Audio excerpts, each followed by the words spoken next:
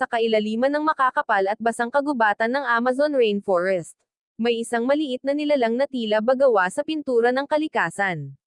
Maliit, makulay, at kaakit-akit. Ngunit sa likod ng kanyang kagandahan, nakatago sa kanya, ang pinakanakamamatay na lason sa buong mundo. Ito ang kwento ng Poison Dart Frog. Isang palakang hindi mo gugustuhing hawakan kahit kailan. Ang Poison Dart Frog ay kabilang sa pamilya ng mga palakang tinatawag na Dendrobatidae. Karaniwan silang matatagpuan sa Central at South America. Ang kanilang matingkad na kulay pula, dilaw, asul, orange ay hindi simpleng dekorasyon lamang. Ito ay tinatawag na aposematic coloration. Ibig sabihin, isa itong babala, lumayo ka na. Mapanganib ito. Isa sa pinakakilalang uri ay ang Golden Poison Frog. Itinuturing na pinakanakamamatay sa lahat ng palaka sa mundo. Ang lason na kayang pumatay ng tao. Ang Golden Poison Frog ay may lason na tinatawag na batrachotoxin. Ang isang palaka ay may sapat na lason upang pumatay ng 10 hanggang 20 tao.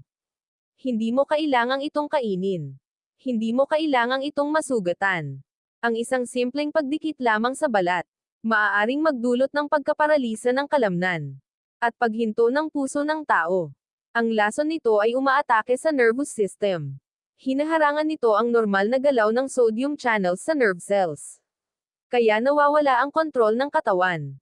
Noong unang panahon, ginagamit ng ilang katutubong tribo sa Colombia ang lason ng palakang ito sa kanilang mga pana. Dito nagmula ang pangalang Poison Dart Frog. Ang lason ay inilalagay sa dulo ng dart o arrow. Kapag tinamaan ang kanilang biktima, mabilis ang epekto nito. Isang tahimik ngunit epektibong paraan ng pangangaso. Nakakagulat man. Pero ang Poison Dart Frog na nasa captivity, halimbawa sa zoo, ay hindi nakamamatay. Dahil ang kanilang lason ay nagmumula sa kanilang kinakain sa wild. Partikular sa maliliit na insekto tulad ng ants, mites, at beetles na may natural na toxins. Kapag nagbago ang kanilang diet, nawawala ang kanilang lason. Ibig sabihin, hindi sila ipinanganak na nakamamatay. Nagiging nakamamatay sila dahil sa kanilang kapaligiran. Ang mga Poison Dart Frog ay napakaprotektibo sa kanilang mga itlog. Kapag ang babae ay nangitlog sa basang lupa o dahon, babantayan ito ng lalaki. Pagkapisa, ilalagay ng ama ang mga tadpole sa kanyang likod. At dadalhin isa-isa sa maliliit na tubig sa mga dahon ng halaman.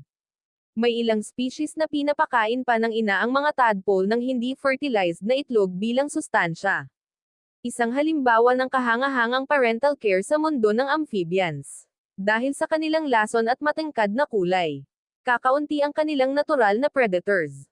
Ngunit may ilang ahas na immune sa kanilang toxin. Ipinapakita nito ang evolutionary arms race sa pagitan ng predator at prey.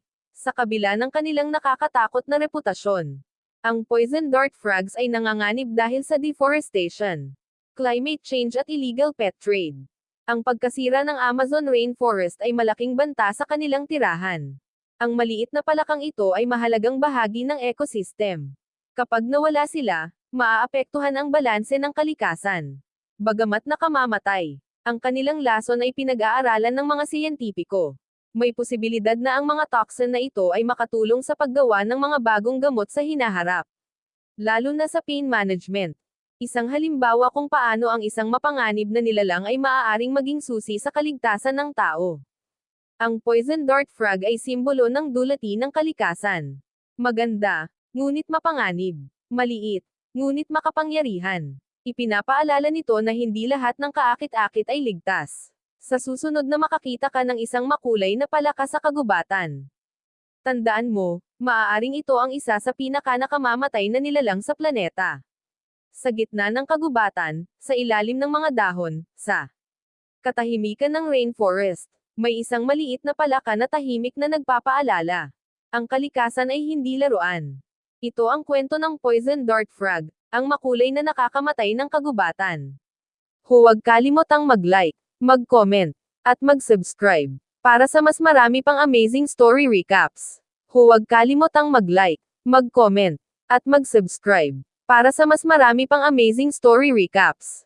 Huwag kalimutang mag-like, mag-comment, at mag-subscribe para sa mas marami pang amazing story recaps. Huwag kalimutang mag-like, mag-comment, at mag-subscribe para sa mas marami pang amazing story recaps.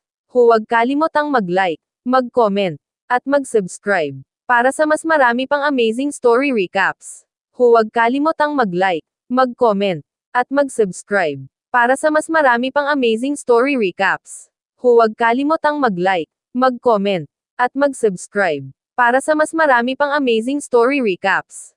Huwag kalimutang mag-like, mag-comment, at mag-subscribe para sa mas marami pang amazing story recaps. Huwag kalimutang mag-like, mag-comment, at mag-subscribe para sa mas marami pang amazing story recaps.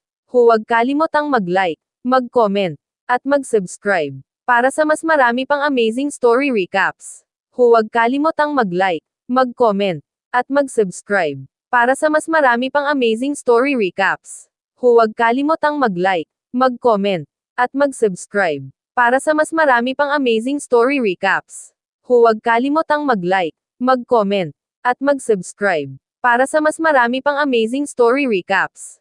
Huwag kalimutang mag-like, mag-comment, at mag-subscribe para sa mas marami pang amazing story recaps.